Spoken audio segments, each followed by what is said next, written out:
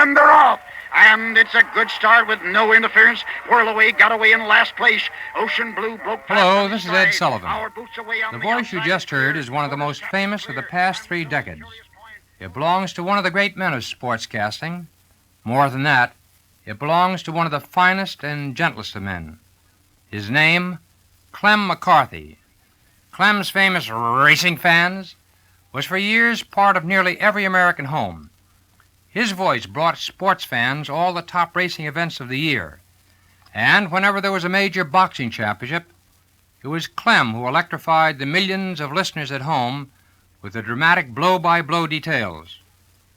Now, what you are about to hear are some of the great moments of sports history, a never-ending drama that's as alive and dramatic today as it was when Clem was at the microphone those many years ago. So let's go back now to that era long since gone and relive some of the greatest moments of sport. It is June 19th, 1936. Momentous events are taking place throughout the world. In the United States, the Democratic and Republican conventions are just getting ready to nominate Franklin Delano Roosevelt and Alfred Landon. In England, King Edward will resign his throne to marry the woman he loves. And in Berlin, preparations are just being completed for the start of the Berlin Olympic Games, in which Jesse Owens drove Hitler out of the stadium. But on this June 19th, the eyes of the world are on boxing. For at New York's Yankee Stadium, a clash of international proportions will soon take place. The struggle between Max Schmeling of Germany and Joe Louis of the United States. Louis, the brown bomber from Detroit, an odds-on favorite to win. And Schmeling, a product of Germany, fighting for the right to qualify again for the heavyweight championship, which it held just a few years before. The place, the Yankee Stadium in New York. We have just finished 11 rounds of hard, fast fighting. Round by round, it has been pretty much the same, although in every second of it has been a thrill of excitement. Joe has depended on that snake-like left of his to create an opening for his right. Max has waited his time to bring home that dynamite right of his, and goodness knows he's connected with it often enough. But Joe has proved one thing. If he loses this fight, there'll never be any further doubt as to whether he can take it. This man has stood up against 11 rounds of as hard right-hand slugging as any championship aspirant ever took in the prize ring. No doubt about it in the world. It's a 15-round fight. There are 4 more left, aren't there, Clem? Yes, 4 more rounds left. Max is very confident. His trainer, his seconds over there are delighted. They're patting him on the back. Max is smiling through bruised lips. That right eye of his closed. Roxborough and Joe's other seconds, Julian Black, are worried. The bell. And Louis was slow coming out of his corner trying to adjust the glove. He's a different Louis tonight, a great deal different. Now in the center of the ring, Louis standing there and feinting with his left hand. With his right, he is trying to cuff off Schmeling's left hand. And Schmeling shot a hard right to the jaw, but Louis was inside of it, and it did very little damage. Louis in the center of the ring, Schmeling with his back to me, and Louis forced into this corner. Schmeling dances back. His footwork is very much better than Joe's. Joe's is not only a shuffle tonight, but it's very slow and very little of it. Now Louis shot a left, but Schmeling stepped inside of it and gave Louis a left to the jaw and missed with the right. Then they gave each other left hands to the face. No damage done. Now they're sparring once again. And again, Louis shot in a left hook to Schmeling low under the belt. And Donovan cautioned Louis, and Schmeling stepped back, and Donovan had to warn them to go on and fight. And Louis, bewildered by Donovan's instructions, stepped into Schmeling there and let him have hard rights and lefts to the jaw. Schmeling in the center of the ring, Louis following him up and lashing out with his left hand every now and then. And there was a hard left to Schmeling, but Louis came back and gave Louis a terrific right hand to the jaw. Louis ducked, put up his gloves. Schmeling bent low and tried to bring up a right uppercut to straighten him, but he missed and came up on the side of Louis's head. And then, at close quarters, Schmeling stepped back and shot a hard right hand to Louis's jaw that landed flush and made Louis step into a clinch. Then Donovan broke them.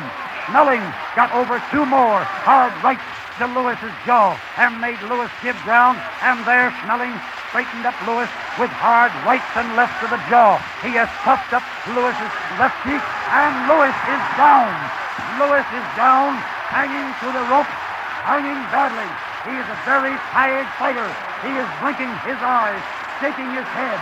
The count is done. The fight is over. The fight is over. And Schmeling is the winner. Lewis is completely out. They've had to lift him and carry him to his corner.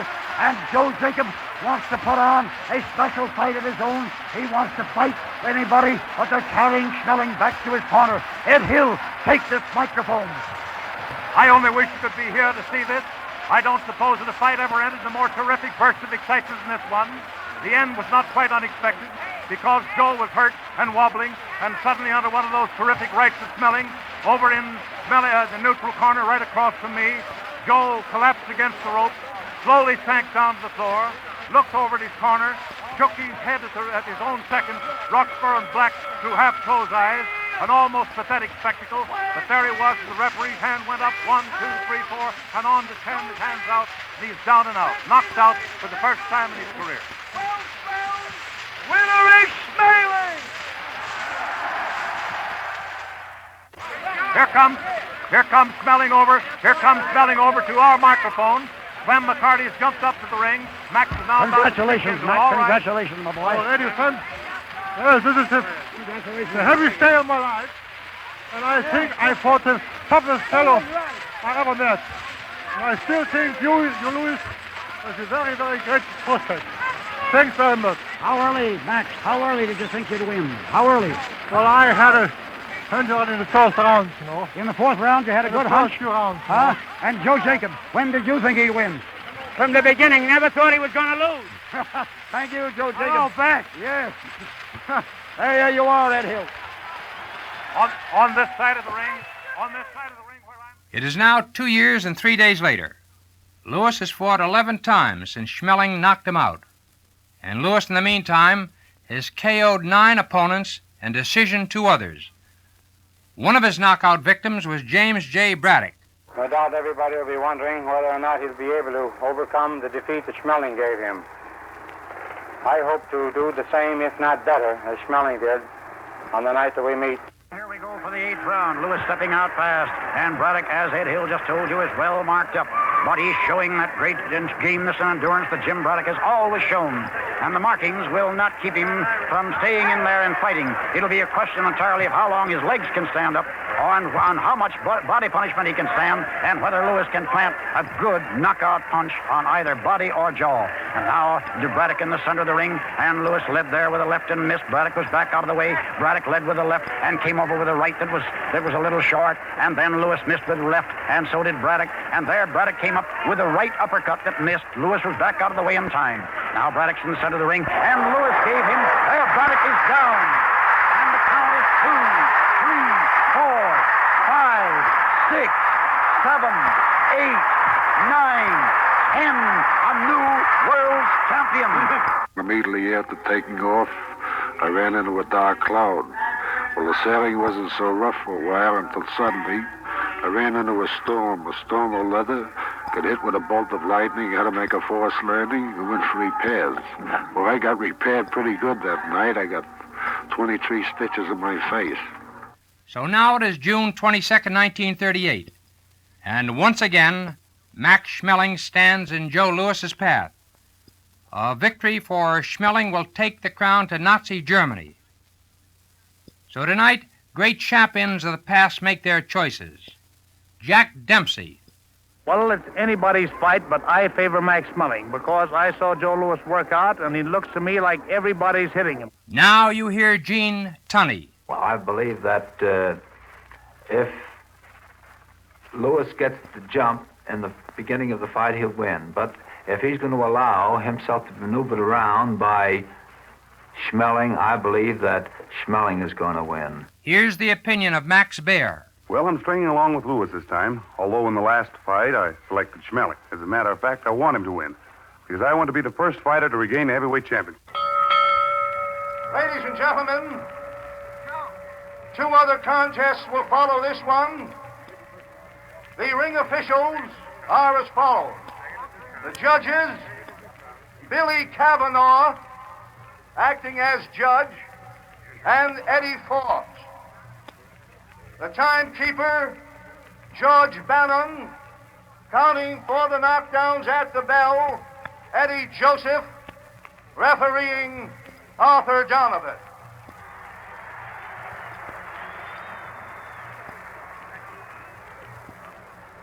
This is the feature attraction. 15 rounds for the World's Heavyweight Championship. Weighing 193, wearing purple trunks, outstanding contender for heavyweight honors, the former heavyweight title holder, Max Schmeling.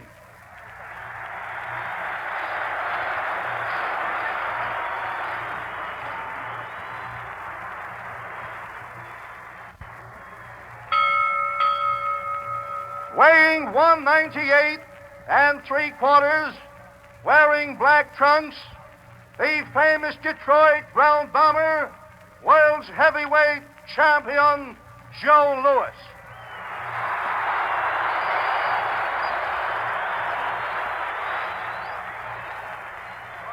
And now, ladies and gentlemen, as referee Arthur Donovan calls both principals of the bout to the center of the ring for final instructions, this is Ed Ferguson speaking, and we give you now Clem McCarthy. And boxing fans, Arthur Donovan has the two principals in the ring. I want you to listen to their instructions. Arthur Donovan speaking to the two fighters with their seconds surrounding them. Now, how do you men feel? All right? Fine. Now, I want to impress upon you men now of the terrific responsibility you have in this ring tonight. Not besides the unseen audience that is listening to this contest, but this great and enthusiastic crowd that have come out here and expect to see one of the greatest fights they've ever witnessed. Now, let us not disappoint them. Now, remember this. I expect that both of you are familiar with the rules. Remember what a low blow will mean. It may mean the difference between victory and defeat. Now, I want that thoroughly understood. So if you start body punching, make sure that the direction of your blows are proper. Now, at no time now in this contest do I want anybody in this ring outside of the minute rest. The first man that even sticks his head through those ropes, something drastic is going to happen. Now, let's go, and may the best man win. Go ahead. The old slogan of boxing, may the best man win, and she's about to start with this Yankee Stadium packed to the doors. There isn't an empty seat. Joe Louis in his corner, prancing and rubbing his feet in the rosin. Max Schmeling standing calmly, getting last word from Doc Casey, and they're ready with the bell just about to ring. And there we are. And they got to the ring right together with Arthur Donovan step around them. And Joe Louis is in the center of the ring. Max going around him. Joe Louis led quick with two straight lefts to the chin. Both of them light, but as the men clinch, Joe Louis tries to get over two hard lefts, and Max ties him up in the breakaway clean. On the far side of the ring now, Max with his back to the ropes, and Louis hooks a left to Max's head quickly and shoots over a hard right to Max's head. Louis, a left to Max's jaw, a right to his head. Max shoots a hard right to Louis. Louis with the old 1-2. The first, the left, and then the right. He's landed more blows in this one round than he landed in any 5 rounds of the other fight. And there, Max Schmeling caught him with his guard down and crossed that right hand to Louis's jaw. But Louis was going away with the punch at the time. Now Max is backing away against the ropes. Louis is following him and watching for that chance. He is crowding Schmeling. Schmeling is not slipping around very much, but his face is already marked. And they stepped into a fast clinch. And at close range, Louis fights desperately to bring up a left to the jaw and a right to the body. And coming out of that clinch, he got over a hard right and then stabbed Max with a good straight left jab, and Max backed away and missed the right. Louis then cracked him with 2 straight lefts to the face and brought over that hard right to the head, high on the temple, and Max tied him up in a clinch and broke ground. Is back against the ropes again there, not too close to the ropes. Louis out, and Louis missed with a left swing, but in close, brought up a hard right overcut and a right to the jaw, and again a right to the body, a left hook, a right to the head, a left to the head, a right. Schmeling is going down. But he held to his feet, held to the ropes, looked to his corner in helplessness, and Schmeling is down. Schmeling is down. The count is 4. And he's up, and Louis, right and left to the head, a left to the jaw, a right to the head, and Donovan is watching carefully. Louis measures him, right to the body, a left hook to the jaw, and Schmeling is down. The count is 5,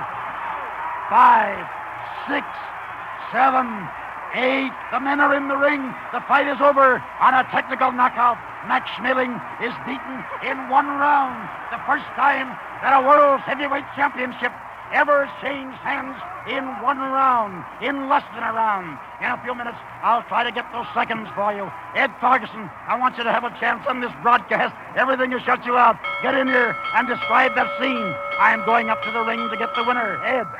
Everybody has been taken by surprise here. The ring is all, there's bewilderment all around. And here is Clem McCarthy. You said it'd take you 2 rounds. Do you know how long it took you? No, I don't exactly. I imagine about a minute and a half. Well, that's fine. Well, I won't be getting mad for less than a round. Joe, which punch, if any, do you think was the one that started him downhill? I think the right hand to the ribs. Right hand to the ribs? Yeah. I saw it going in there, Joe, and she looked terrible. Yeah. Joe, congratulations. Do you realize that you're the first heavyweight champion that ever won the title in less than a round or even less than 2 rounds? Well, I'm glad to think that I was the first one. Good. Congratulations, Joe. Congratulations. I would have never been no more good if Joe hadn't got this second turn with Schmeling. That was Jack Blackburn, the man who has made Joe Louis the champion of the world. The ring is packed jammed here now with everybody trying to get in at once. Photographers, everybody shouting from the side. I've never seen such excitement from the side of any ring since I've been going to boxing matches. Never in my life. The attack was everything that it possibly could have been. No fighter could have rushed at his prey faster than Joe Louis went after the unfortunate Max Schmeling. And Max, come over here. Bring him over. Max Schmeling. Bring him over, officer. Get Max Schmeling, officer. Get Max Schmeling over here. Get him.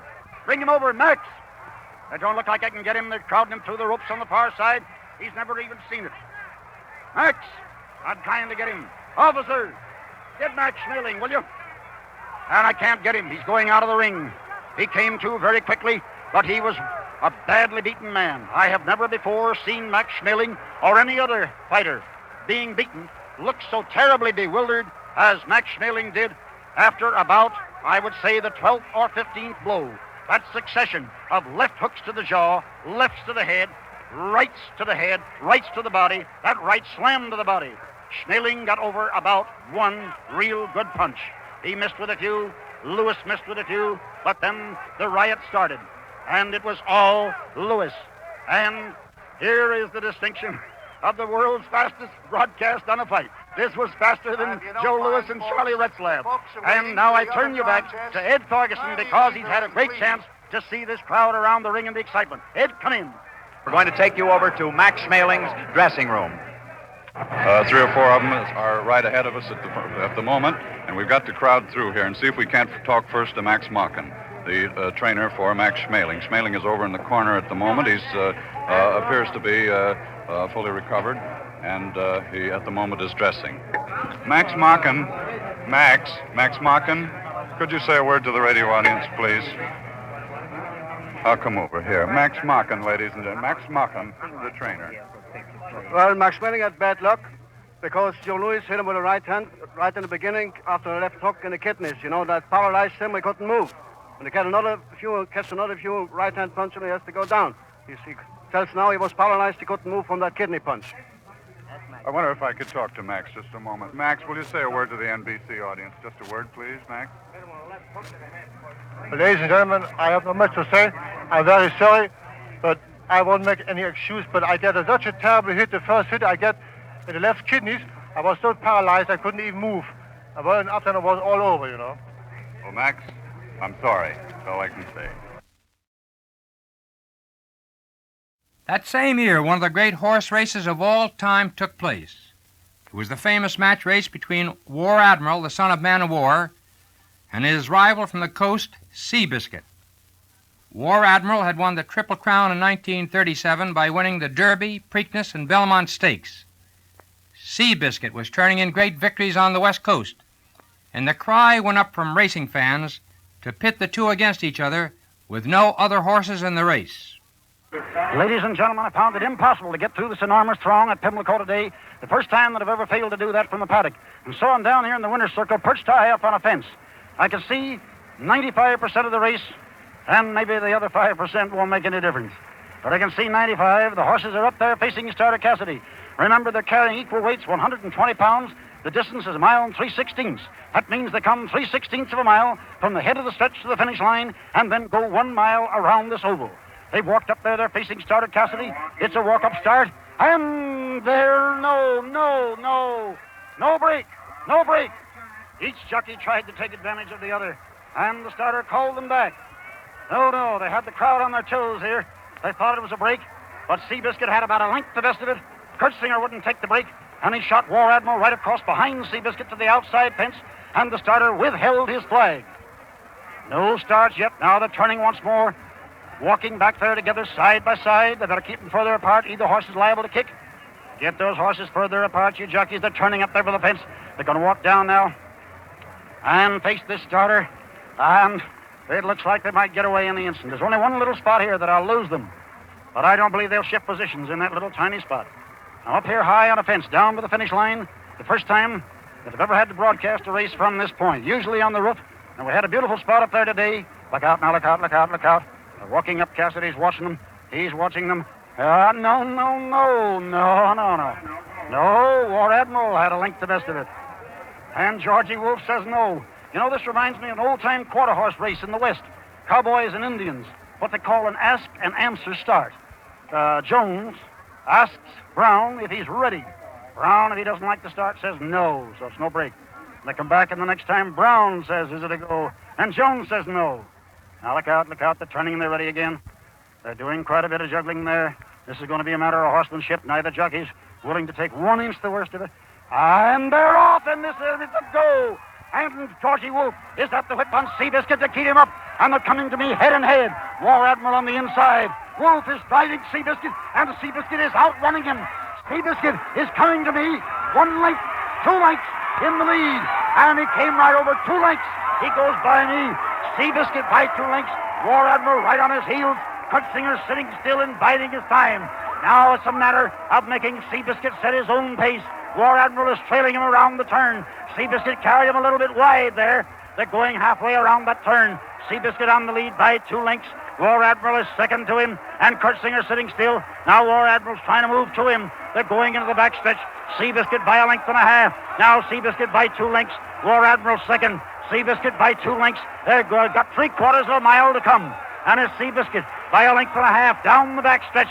They're halfway down that backstretch, and there goes War Admiral after him. Now the horse race is on, and I'm losing them there. They're head and head, but I'll catch them here in just another 50 yards. They're head and head, and now War Admiral has a head advantage, and Seabiscuit's got a head advantage. They're going into that far turn, head and head, and it is either one. Take your choice. And right there, they're coming into view now, and the head and head Seabiscuit on the inside by a neck with War Admiral second. That big throng dashing across the track, or across the infield there, coming for this fence. They've come into the stretch here in just a second, and they're head and head as they head for that home lane. Watch for them now as they turn into the stretch, head and head, both horses under a drive. This is a real horse race, just what we hoped we'd get. They're head and head, and both jockeys driving. It's the best horse from here in. They've got 200 yards to come. It's horse against horse, both of them driving.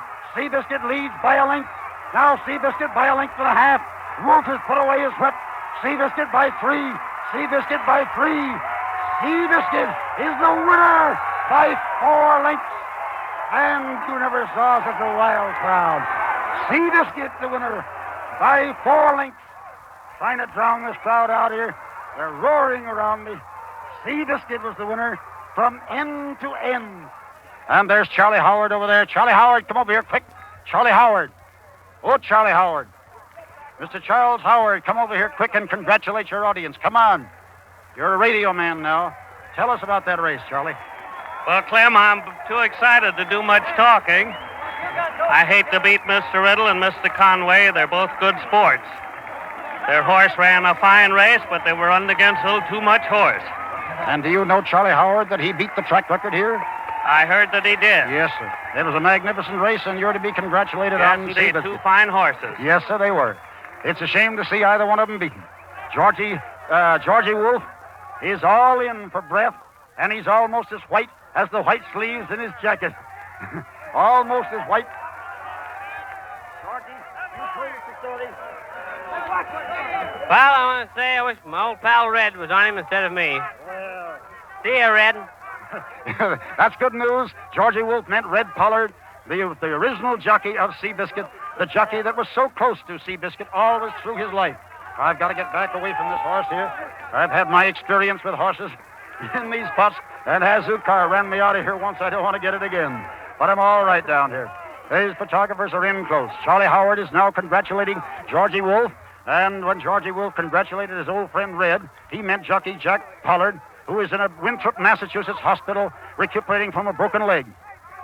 And Red wanted to be here today to ride him, but I think that if Red could have seen, don't get too close to that horse's heels there, young man. If Red could have seen the ride that Georgie Wolf gave this horse, look out, some of you fellas, keep your eyes open. You think that horse is a statue like the one they put under generals in the army? He's a live flesh and blood horse. Get back away from him. Alfred Vanderbilt, come here while I've got you. I may not get you again in this mob. My congratulations. Now you congratulate anybody you like. Well, I'd like to congratulate Mr. Howard, Mr. Smith, and Mr. John Public on seeing the best race I ever saw. Yeah, well, now, Joey, just come here to me. Come here to me. Supposing you owned that horse, wasn't that a superb ride on him? Oh, that was a great ride. Huh? That was a great He ride. did exactly as they had planned and as they had told him to do. The only chance, I believe, that he had to win was to go right at it, hammer and tongs. And he did. Well, Alfred Vanderbilt, I don't know whether you know it or not, how much racing history you've read, but you have held here at Pimlico one of the greatest match races in American history. Thank you. Clem McCarthy called some of the great races of all time. And they're off. And it's a good start with no interference. Whirlaway got away in last place.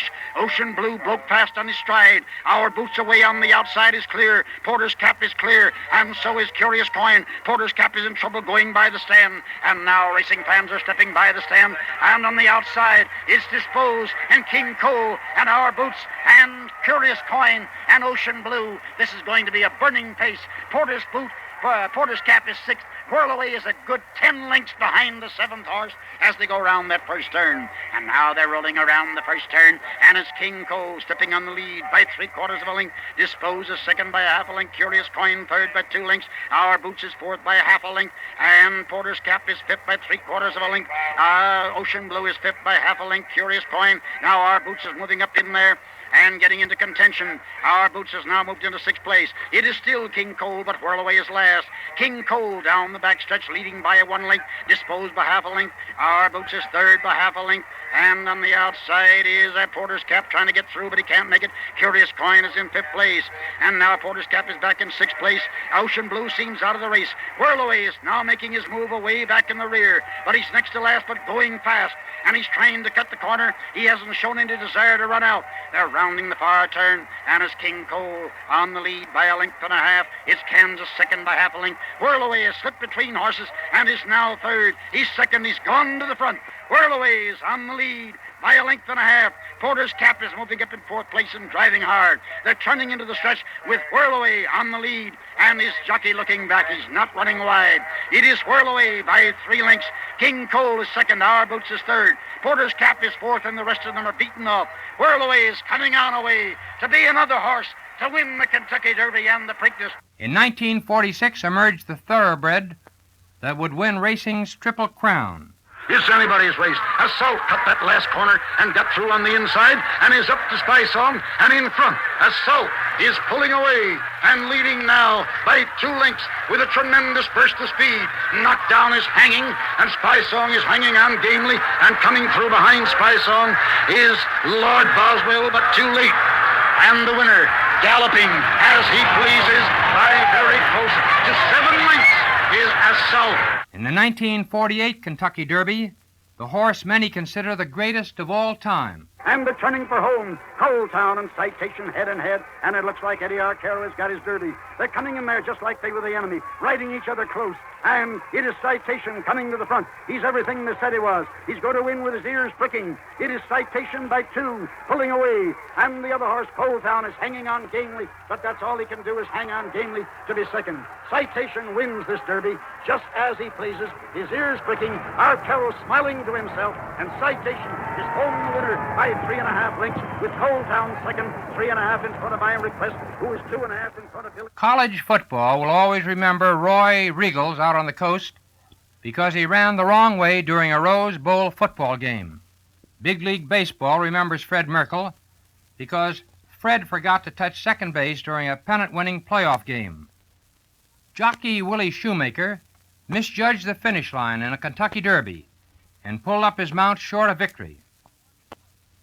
And sports broadcasting will remember Clem McCarthy not only for the many great moments he brought listeners, but for his miscalling of the Preakness Stakes of 1947, the day he made his famous boo-boo, calling the wrong winner of the race. All the horses are standing behind the gate now, and it's post time, and so they'll be in their stalls in just a moment, and we'll be on our way. The favorite, as Bill told you, is Phalanx, surprisingly short odds. Of course, the experts, they've had a chance to second-guess the Derby, and they've made up their minds that he should have walked in the Derby, and they expect him to walk in today, the way they're betting on him. Even money. It's a surprisingly short price. Now, Faultless is in his stall. Seknav is in. Jet Pilot is in. This is an interesting situation here. Jet Pilot and Phalanx, the two rivals, the sharpest rivals in the race, according to the experts, are coming out of there in stalls 8 and 7 and 8. They're coming right out head and head together. Well, Jet Pilot has the speed. Phalanx will drop back. The chances are he always does. Now look out. Everybody is in except Faultless and the horse from California, On Trust. On Trust is not yet in his stall, but Faultless is walking up and just about to step in. Everybody else is in, and so far every horse is acting like a perfect gentleman, just as you'd expect a baseball player when he comes up to the plate swinging his bat. Look out now, look out. They're all in now. Steady now. Steady.